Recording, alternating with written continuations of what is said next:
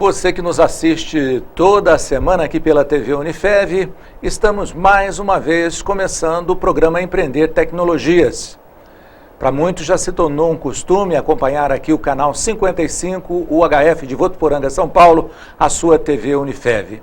E o programa Empreender Tecnologia sempre com um tema novo, um tema da atualidade, para que você possa estar ampliando seus conhecimentos juntamente conosco. E para falar hoje sobre um assunto muito interessante, que é o novo cadastro e-social, eu estou recebendo aqui nos estúdios do LABIM, Laboratório de Comunicação da Unifev, o professor Rodrigo Bertolossi, que é formado em Administração de Empresas e Ciências Contábeis pela Unifev. Ele é pós-graduado também em Gestão Estratégica e de Negócios pelo INPG, docente do curso de Ciências Contábeis nas disciplinas Auditoria 1 e 2, Prática Contábil, Contabilidade Industrial, Administração Financeira e Contabilidade Avançada. E é também docente do curso Tecnológico de Recursos Humanos na disciplina Processos de Departamento Pessoal. Seja bem-vindo, primeira vez. Primeira vez, muito obrigado. Eu nunca perguntei para um convidado se ele está nervoso ou não, sabe? Porque eu acho que eu prefiro não saber. Perfeito. Mas pode ficar bem tranquilo. Maravilha, muito obrigado. Acho que todo mundo se sai sempre bem aqui na nossa programação. Espero. Né? Vamos lá. Mas, Rodrigo, esse novo cadastro e-social tem sido muito comentado na televisão, né? Os telespectadores, às vezes, já entenderam, já compreenderam, mas muita gente também não sabe do que se trata. Então, fala para a gente sobre esse novo cadastro. Certo. Tudo bem, Ramon? O novo cadastro do e-social, na verdade, ele causa toda essa implicância e esse desconforto, na verdade, muito por conta do governo federal trazer isso para o contribuinte, para nós empregadores domésticos e para os próprios funcionários domésticos de uma forma muito errada. Eles não são muito claros nesse tipo de coisa. Então, parece que desde o começo, né? Desde o começo. Eles divulgam com uma certa antecedência correta esse tipo de coisa, só que como isso é tudo vinculado por internet, por no sítio da Receita Federal, fica tudo muito restrito. Então só quem realmente tem aquele cadastro, que tem aquele jogo de cintura para poder acessar esse site, consegue as maiores informações. Parece que a gente ainda não entendeu que estamos num país onde existem muitos analfabetos tecnológicos, né, informacionais. Perfeitamente. E eu acho que o que deu para perceber foi isso, né? Havia erro em geração de boletos, né, e tinha que pagar num outro mês. Eu acho que também a plataforma que o governo construiu para o e-social ainda não estava totalmente pronta e testada para poder iniciar o processo com segurança. Foi isso mesmo? Exatamente isso, Ramon. Na verdade, tanto é verdade isso que você comentou, que ela não estava totalmente pronta, porque que esse novo cadastro e-social, ele está sendo implementado primeiro para os funcionários domésticos. Só que a intenção do governo federal é implementar para todos os registros com carteira assinada. Então eles pegaram uma parte desse programa todo e colocaram para os funcionários domésticos, certo? Então o restante ele vem com um cronograma específico, já, que vai começar a vigorar a partir de 2017, 2018 e assim por diante, até que todos os funcionários do Brasil estejam vinculados a esse novo cadastro. Legal. Agora, não são só as empregadas domésticas, também, por exemplo, o meu jardineiro, não tem um jardineiro, mas se tivesse um jardim grande, teria um jardineiro, gente de manutenção, enfim, casas que são maiores, residências maiores que se utilizam de outros serviços. Então, é para todos eles. Exatamente. Não é só para as empregadas domésticas. Hoje, em específico, está sendo usado apenas para as domésticas, porque a plataforma contribui apenas para isso, hoje. Ok. Certo? Mas a abrangência vai ser exatamente essa, para todos os profissionais dentro das residências. A gente poderia acrescentar aí as babás, aos auxílios aos idosos, por exemplo, e todos os trabalhadores com carteira assinada, dentro de empresas ou dentro das residências mesmo. Agora, como é que isso vai impactar, por exemplo, eu não digo tanto o ambiente doméstico, porque a gente já comentou,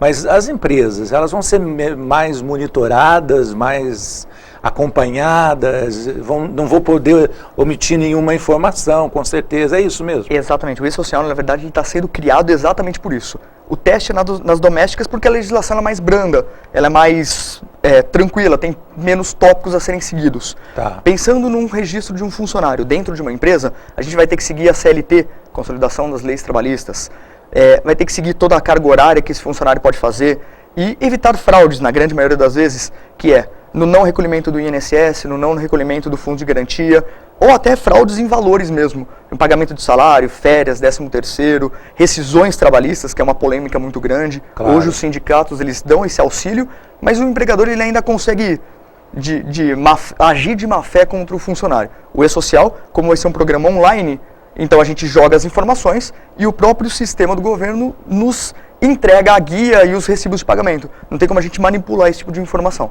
Muito interessante. Agora, desde quando ele vigora? Desde outubro, para ser mais exato, outubro de 2015, do ano passado. Tá. Certo? Ele começou a vigorar, toda a atribuição dele começou a sair a partir de julho, certo? E ele começou a entrar em vigor realmente a partir de outubro, para essa competência. Ou seja, o recolhimento seria a partir do 5º dia útil de novembro.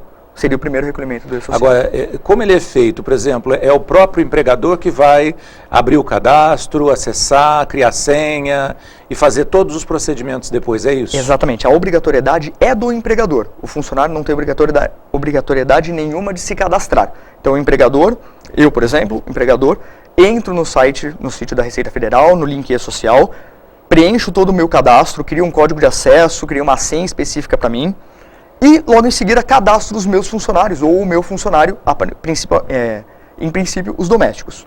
Cadastrei esse funcionário, vou cadastrar salário dele, a carga horária semanal, diária ou mensal desse funcionário, Tá. se ele tem filhos até 14, se tem filhos até 21 anos, se vai incidir salário de família ou não.